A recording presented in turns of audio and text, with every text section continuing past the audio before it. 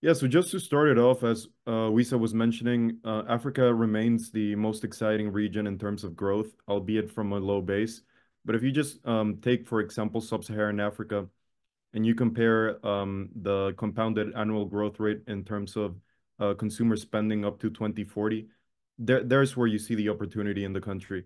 So you're seeing 8.3% growth on average up to 2040, while if you look at Europe, that's less than half, right?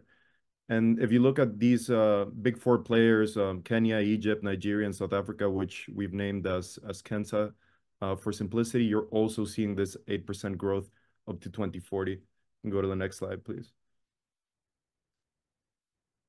So one thing to keep in mind about Africa is that it's not a homogenous region. It's very, very different. I think Wisa already introduced the topic of breaking it down into these useful regions: Northern Africa, Central Africa, East Africa. But if you just look at it in those terms, you see that the most exciting opportunity really comes in Northern Africa. So we have this concept here at the World Data Lab of the consumer class. The consumer class pretty much means any person in the world that is wealthy enough to not just buy the basic necessities, meaning they have discretionary spending. These people are your usual online shoppers, and they're looking to buy, right? If you look at the change in the consumer class population from 2024 to 2040, Northern Africa alone by itself will add 67 million people to its consumer base.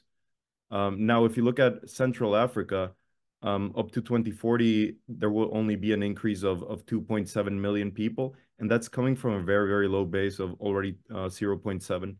While if you look at Northern Africa, the base is 106 million people. Southern Africa, also a very interesting opportunity. You see that the consumer base right now is 35 million people, and it will add 22.4, making it a 50 million people market. And you have Western Africa, which in terms of money term is adding almost 1 trillion by 2040, if we can go to the next slide. So when you break down Kensa even further, you see that even within these big four countries, there's huge differences.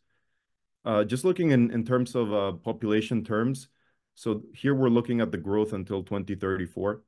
Egypt will add some additional 14 million people, while Nigeria will add 56 million people. Now, going back to this concept of the consumer class, Egypt will add 24 million people to its consumer base, meaning that more people will be coming out of poverty and become a consumer. While in Nigeria, you see that this increase will only represent 16 million people, right?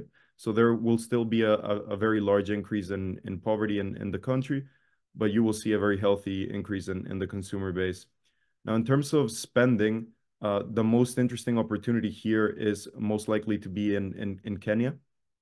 So you're seeing this 8.3% growth yearly, and the country will add almost half a trillion in the consumer spending.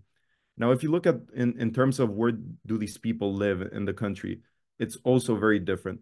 You have a country like South Africa, which where most of the people are living in the big cities, and then you go to a country like Kenya, where there's still a large percentage of the population that's living in large areas. That's 35% compared to 73%.